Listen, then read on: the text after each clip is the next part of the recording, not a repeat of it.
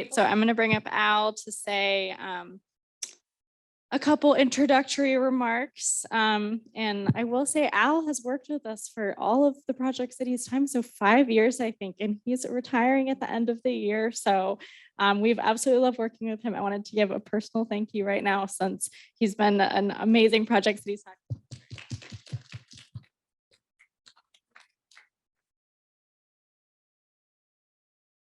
Well, my voice bellows. I don't know that I really need a microphone. But thank you, City of Peoria, for your progressive and very open-minded respect for our talents that we have here at ASU and within Project Cities and all of our great students. You're about to meet one of our best students, if not the best environmental and resource management student, Annie Grimshaw. You just heard a presentation which was all about imminent life or death type of situations that we face here in the summer for our citizens. The next topic is a little bit lighter than that, and it's about growing and bringing new life through our waste. So I think it's a way to think full circle and continue your continuous improvement attitude and approach to running a city. I am really honored to have had the opportunity to work with the city of Peoria, and thank you so much for your responsiveness. All the staff there within the city have been just wonderful to work with. Hello, everyone, and thank you for joining me virtually today as I present my findings on this semester's research. My name is Annie Grimshaw, and I am a graduate student in the Environmental and Resource Management program, and I am currently taking an applied project course with Professor Al Brown. My project this semester was to find green waste recycling program recommendations for the city of Peoria. To start us off, I will be providing some background information on the city of Peoria so that you can see why a green waste disposal program is beneficial to this city. The city of Peoria, Arizona has a population of 191,000 people and takes up about 180.5 square miles of space. In 2021, Peoria was ranked as the #1 city to live, work, and play in Arizona. In years past, it has also been ranked as the #1 city with booming employment growth and ranked #1 for having the best private golf courses. Now you may be asking yourselves, why am I bringing up all of these random statistics? Well, that's because as the population of the city grows, so does the waste generated by that city. So as the innovation, the tourism, and the golfing community and beautification efforts improve, the waste management of the city must also improve. The individuals that work for the city of Peoria know this, which is why they continue to be one of the ASU's Project Cities' biggest partners, and why they are currently looking to expand their green waste management program. Currently, the city does not have its own landfill or transfer station. Currently, the residents do have trash and recycling pickup weekly, which is provided by the city of Peoria. Recently, there was a year-long study on a green waste collection program in different areas throughout Peoria. It was just a pilot program, but the citizens and residents really seem to take a liking to it. There have been multiple requests from citizens and government officials to make that green waste program citywide and long-term.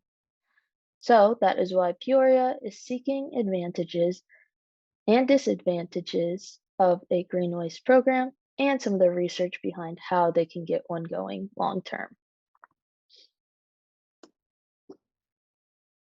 Next, I'm going to provide you all with an overview of what green waste is. So to answer that question, what is green waste?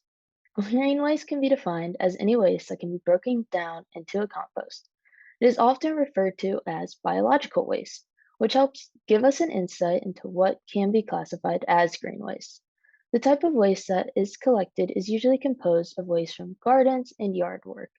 The specific waste facility you are sending your green waste to will determine what it can and cannot accept. Currently, the city of Peoria and various cities across the country dispose of green waste in a landfill. Many believe that it helps to control odors if green waste is sprinkled in with other types of waste. But although it does help the odors, there are a lot of issues that come with that. According to the Environmental Protection Agency, there was 292.4 million tons of municipal solid waste generated in 2018. Within that, 12.11% is from yard trimmings, 6.19% is from wood, and 21.59% is from food. All of those could be processed at a green waste facility.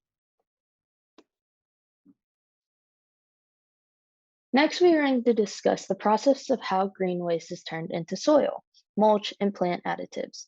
The first step is for residents to sort through the acceptable items allowed at their composting site and prepare a bin or paper bag for collection. For the larger items, they can often just leave them out on their curb to be picked up. That waste is then transported to the green waste facility to be collected and processed. These photos that are provided on these next few slides come from the We Care Denali facility.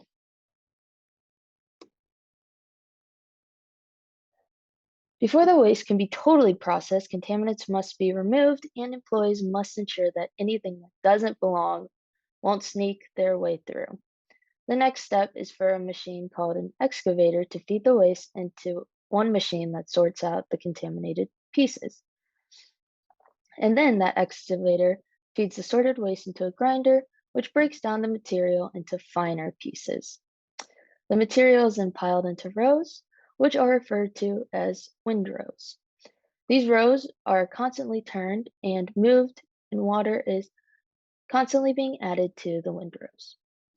An important note is that these piles can get up to 180 to 190 degrees, so they have to be treated extremely carefully as to not start a fire.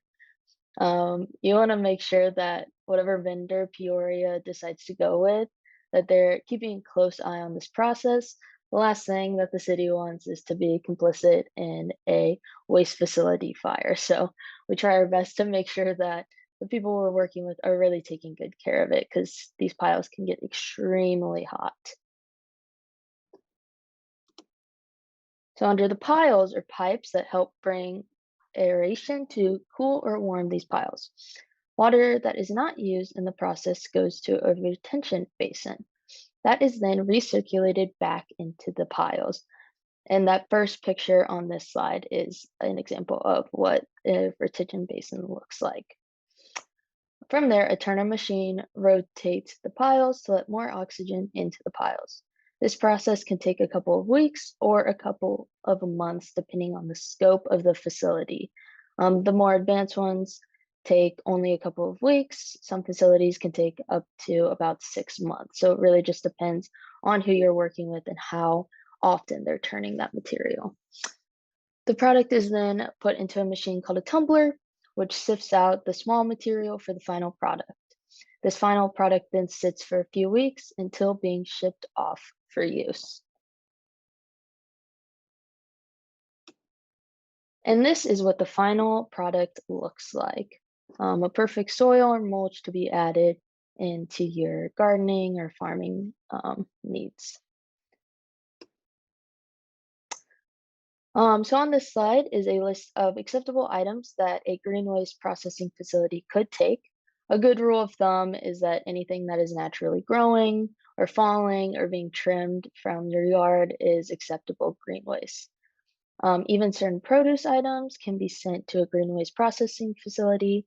However, the list of acceptable waste that can be taken in varies between vendors.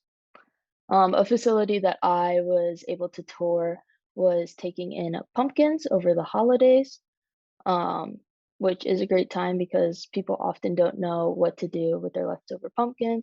Especially in Maricopa County, there are rules about leaving your pumpkins out, and people often don't know that, and they're just spoiling pumpkins all over the place. So people need something to do with that. Advertising something like this would be a great way to get residents involved in a green waste program and educated on how it works.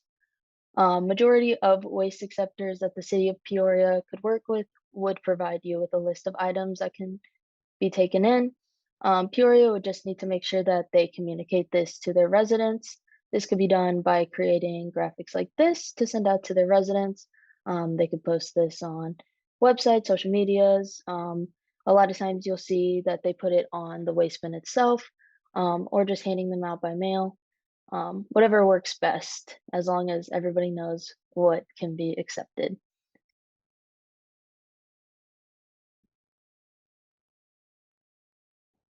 So why is disposing of green waste properly so important? So disposing of green waste is important due to some of the harmful effects that come from improper disposal. One of these is that when green waste is put into a regular landfill, it breaks down through anaerobic degradation. This process emits a harmful amount of methane into the atmosphere. This is a huge issue because landfills generate 17% of the world's total CH4 emissions.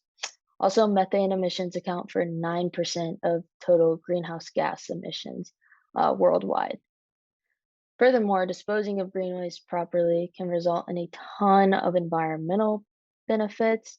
Some examples of these are that the final product that comes from green waste recycling can boost soil quality and water retention, as well as helping reduce erosion in areas where the ground is constantly being worked on.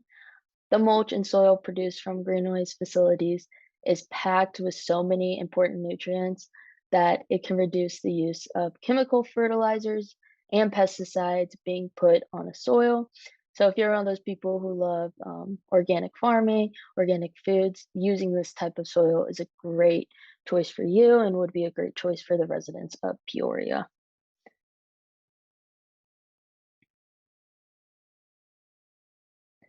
The next portion of this presentation gives you an insight into some of the research that I've done for this project. For this section, I'll be showing you multiple different towns, cities, and counties and how their green waste disposal and collection is set up, and some of the key factors of their programs that really stood out to me.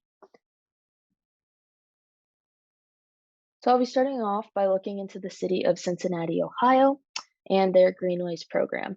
The reason that I'm discussing this city first is because it answers some of the questions brought up from the previous section of the green waste overview.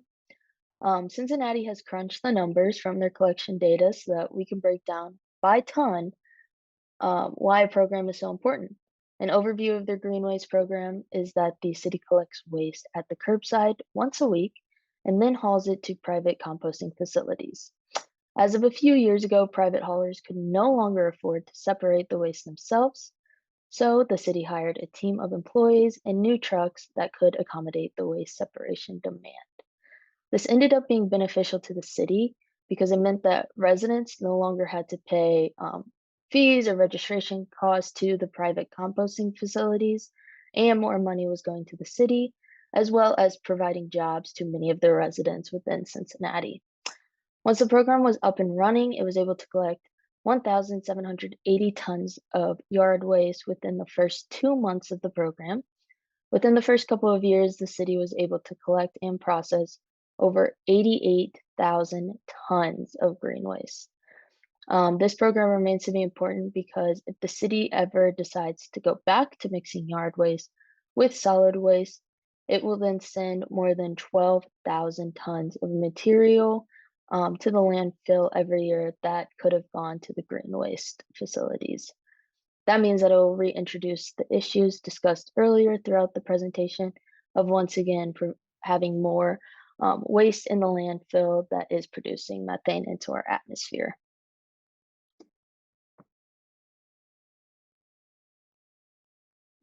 Another town we'll be looking into today is Eureka, Missouri.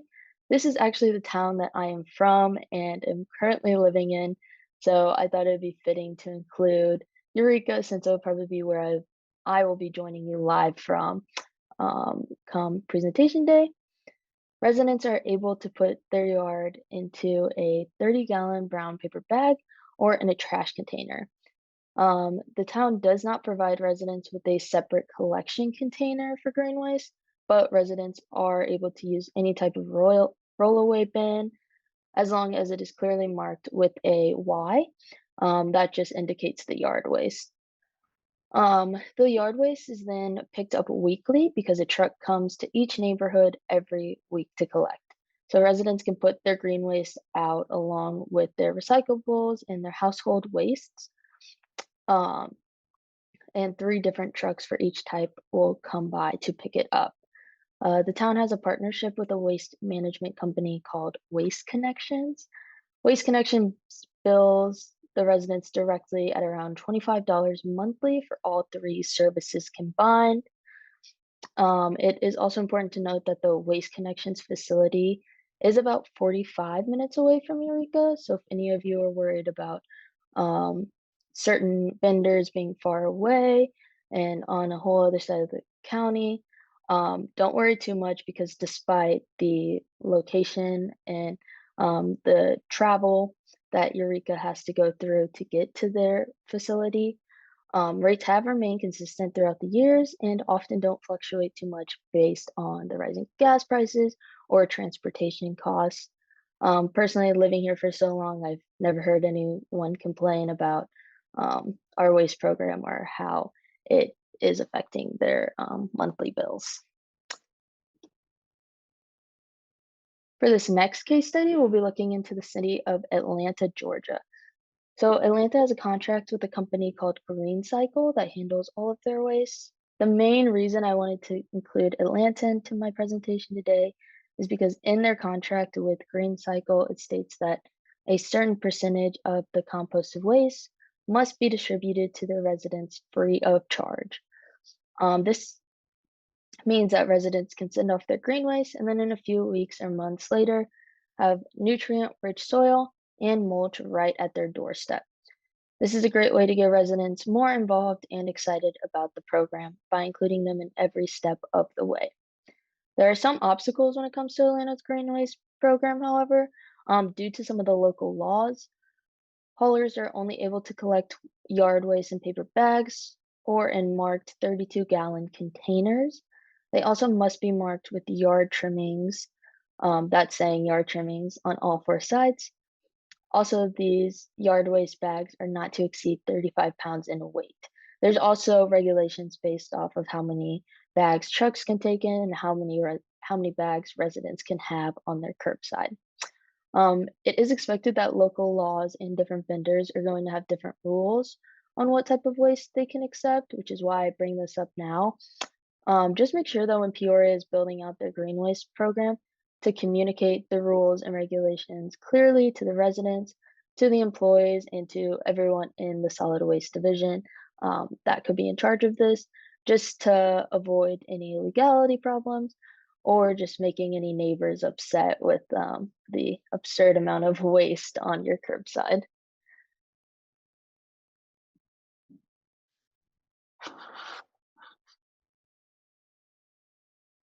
The last case study is Tempe, Arizona, and I wanted to highlight this one because Tempe has a great program for compost resale. The compost made from the green waste collected by citizens is available for purchase by residents only. I have mentioned this before and I will mention this again, but resale programs are a great way to get citizens involved and excited about the green waste program. The compost is constantly being restocked so that it is available for all residents at any time. The soil that comes from this process is nutrient rich and locally made, which means it is better equipped for planting in Arizona. There are 2 types of compost available for residents. One, which is the top picture there, is the fine texture, which is used while growing and maintaining lawns. It's also great to put into potted plants or just smaller plants that you're growing inside the house. Um, it so for the fine texture one, 2 cubic foot bags are sold and they are $10, or you could buy it by cubic yard and it would be $30 per cubic yard. The second one is a coarse mix, which is good for your large gardens or any type of like farming you're doing outside, just to put that in there. And also landscaping. A lot of people use this coarse mix. Again, are sold by bags or by cubic yard. Bags are $5 and per cubic yard is $15.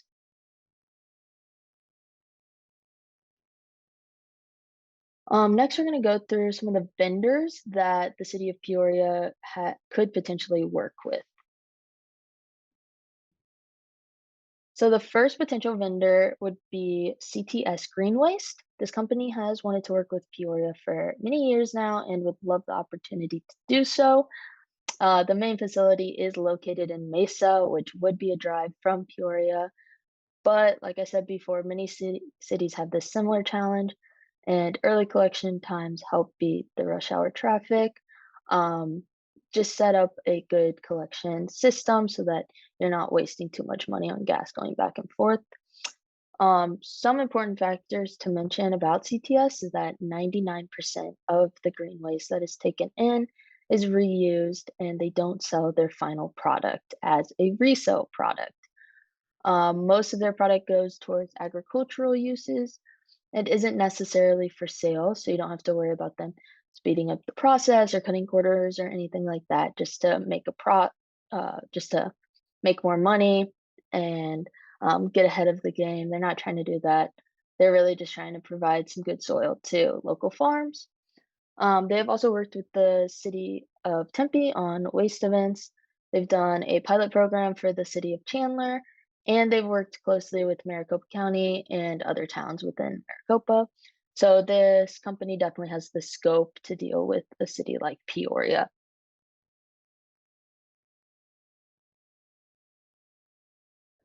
CTS offers three different services that they can provide for the city of Peoria. The first is that Peoria could directly haul the waste to the East Valley location in Mesa and drop it off directly with CTS. The main concern with this would be that the Mesa location is a bit of a drive, as I mentioned before, so transportation and personnel costs would be higher. The next option, though, would be to set up various locations throughout the city where large rollaway bins can be set up and residents could drop off their waste directly, or Peoria vehicles could go throughout the town. And then once they're done collecting for the day, they can go dump it into these bins. Once these bins are full, CTS will come and pick up. And also Peoria would have complete control over where they would like these bins to go and how many they would like to have. Um, and in this picture is an example of what those huge roll-off bins look like. So the third service is more of a hybrid approach of collecting. CTS could use any empty parcel of land in Peoria where green waste could be stored. CTS could help create a smaller processing facility there, or the city of Peoria could just store it there um, and then transport it to CTS headquarters. Once material is turned into that final product, residents can come and collect soil from the plot of land in Peoria. So they could get that soil from the green waste they donated back to them to use for their own gardening uses. CTS bases pricing for all three services off of weight and travel expenses, so it will depend on how often Peoria would like to collect, how much it would cost for the city.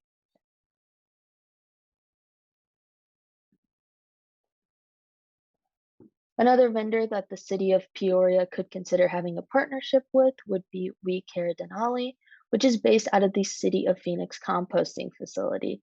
And I had mentioned this earlier in my presentation. This is where those pictures were coming from. They are currently doing the majority of their business with the City of Phoenix, but they also have contracts with multiple landscaping companies in the area that bring their green waste directly to them. They charge around $45 per ton of waste for trucks dropping off their green waste. Currently, they are processing 55,000 tons per year of green waste with a goal of 110,000 tons per year of green waste. So they have the capability and the goal to take on another city like Peoria. The city of Phoenix does their own collection service, so they do provide their own vehicles. Peoria would most likely have to provide their own vehicles to transport the waste to We Care. But using something like the vehicle pictured here and the process how they're collecting it here, those could be taken to We Care to be processed. So next we're going to talk about what I recommend to the city of Peoria after you guys have seen some of my research and what I've gathered from case studies and different vendors throughout the area. So here are some of my final recommendations for the city of Peoria as they embark on potentially creating a green waste program. The first step is to discuss with residents and elected officials about what their desires for the program are. I know that many people have expressed interest in the program, but I have heard that there are some people who are hesitant. So just make sure to find a general consensus if this is right for Peoria. You don't want to make too many people upset. You want to make sure that the citizens really do want this and that they are excited about it. The next step would be to create educational tools for their residents. Use a variety of resources to educate those citizens who are weary of the program as to why it is beneficial. Feel free to show them this presentation or my report so they can see how important it is and get an idea of what green waste really is and what it could do for the city. Then, if the residents are on board and ready to start this program, start creating digital and printable flyers to hand out to all the residents. Make sure to include the information on how collection will work and what items they are able to donate. Once again, the company that you choose to work with will help you with all of that, and they'll let you know what items they can take in and which they cannot. Then start to dive into the research of what other municipalities are doing, as well as what certain vendors can provide for you. At the end of the day, money talks. We all know that. So residents will be very upset if the price of their waste collection fees increase dramatically. So make sure to have contracts with companies that are trustworthy, but also cost effective as to not put a financial burden on any of the residents. Another recommendation would be to keep citizens involved throughout the entire process. Try your best to have a contractual agreement with vendors that the final product of soil and mulch can be available to the residents. This could either be available for free or for purchase at a reduced price. This is a great way to promote the program, encourage home gardening and farming, and create a sustainable and circular economic system for a growing city like Peoria. The final recommendation would be to innovate and grow within the solid waste division at Peoria. So, what does it mean to continue to innovate and grow within the solid waste division?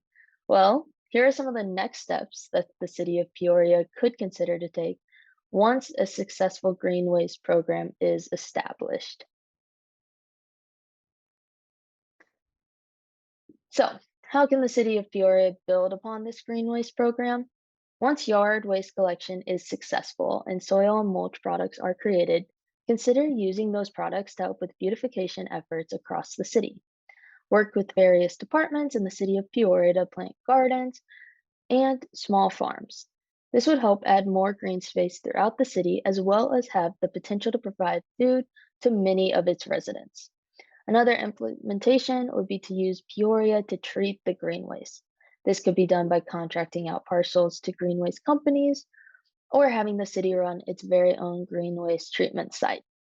Another future addition would be to consider adding a food waste collection system as well.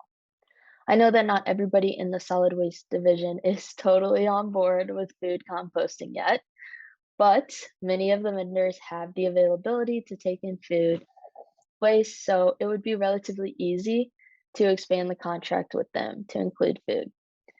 It would also help cut down on food waste going straight to the landfill and producing methane into the atmosphere during degradation. The final recommendation I have is to continue to work with ASU Project Cities.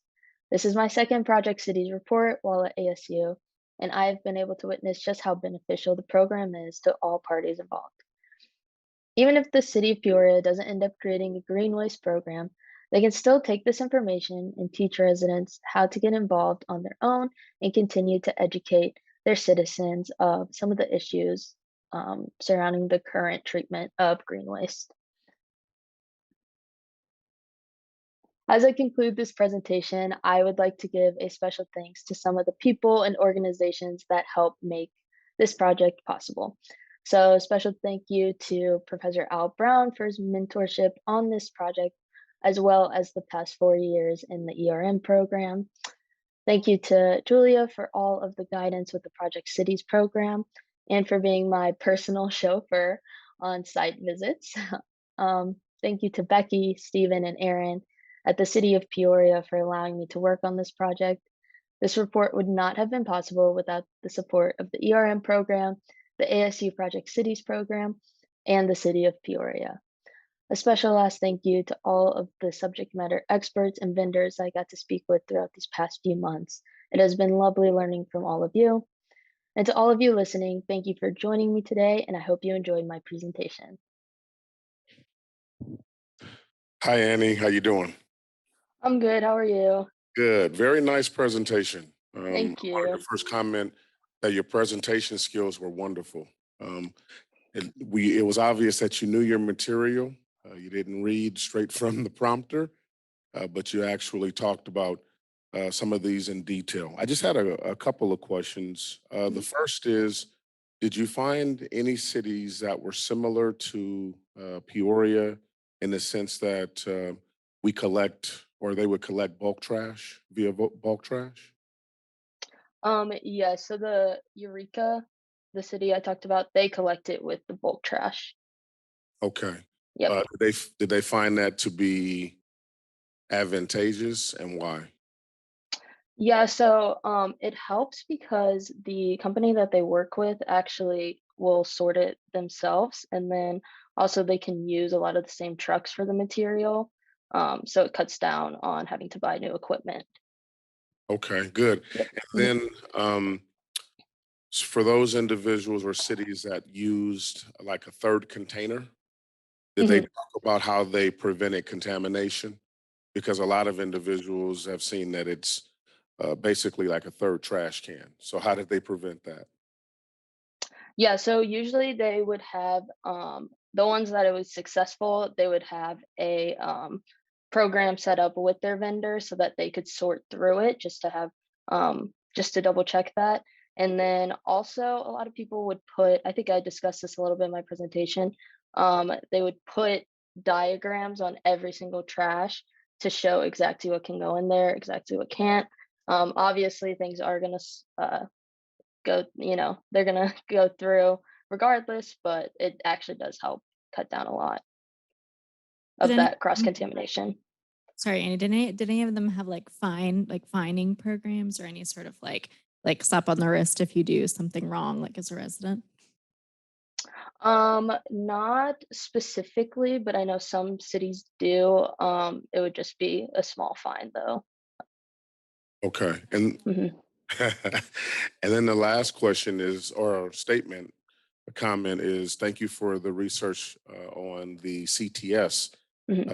company. We visited them about 4 or 5 years ago, and at the time they didn't have the option of the roll-off dumpsters. So Hmm. it's us another option as well. So great job. I Yep. really enjoyed it, Annie. Thank you. Yep.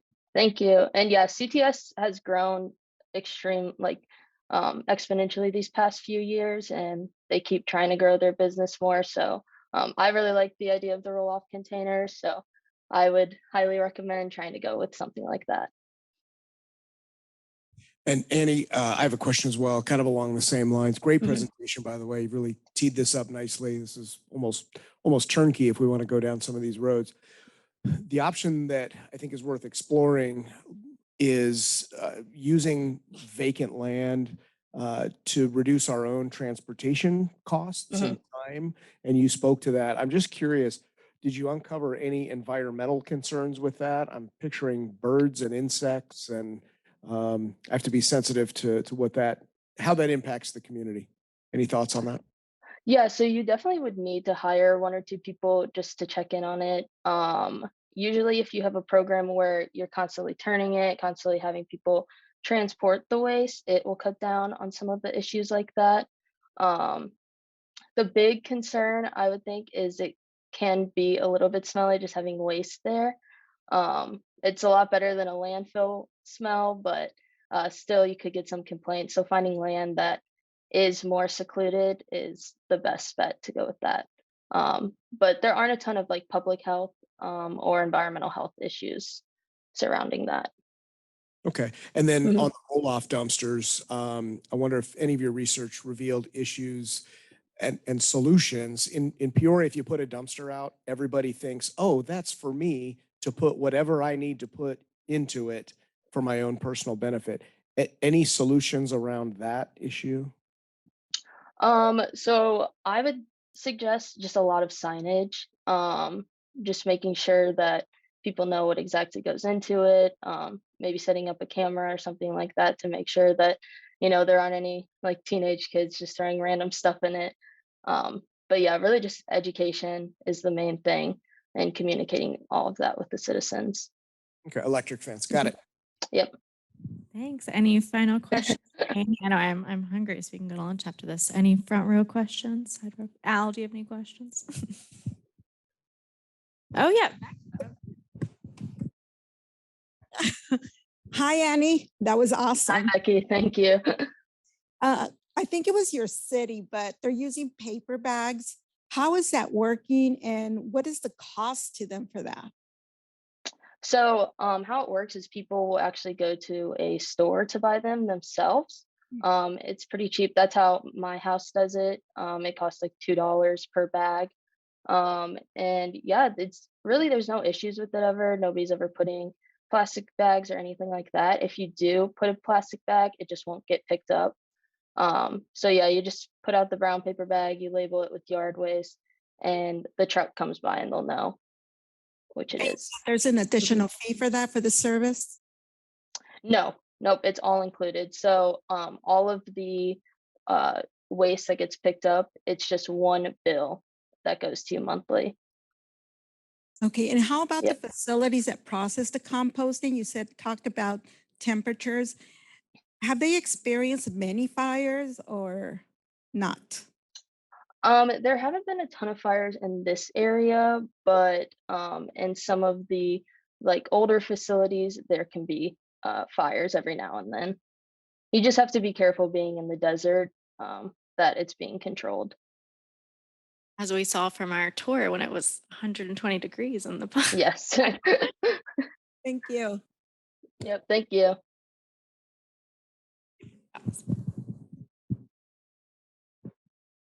My opinion is fires are probably the biggest concern. Mhm. I've seen fires from composting in my 47 years quite often. And if it's not done right, then it can happen. If it's somebody who's really on top of it, knows what they're doing, it won't happen. They're preventable. But yes, you want to really guard against that. Make sure the contractor is properly supervised. Also, as far as vectors and nuisances, I like the way mulch smells, but that's that's a subjective thing. I have a very big nose, as you You've can been see. working in the industry too long. That's right. Yeah. Trained nose, and so it's probably best to keep it in a remote area, as Annie suggested, and also to keep on top of that contractor and make sure that they're not letting the vectors grow. It gets really hot in there, and if the stuff is turned properly, you won't have flies. But I have seen fly outbreaks from this stuff too, especially during monsoon season. Thank you, Al. Okay, well, I think that will conclude our presentation for Annie. Any other words you want to say, Annie, as a wrap up? You said a lot during your presentation, but just Yes. Thank you so much to everyone again for listening. If you do think of questions during lunch or anything like that, you could get my contact information from Al or Julia, and feel free to email me and we can discuss more if any of you have questions.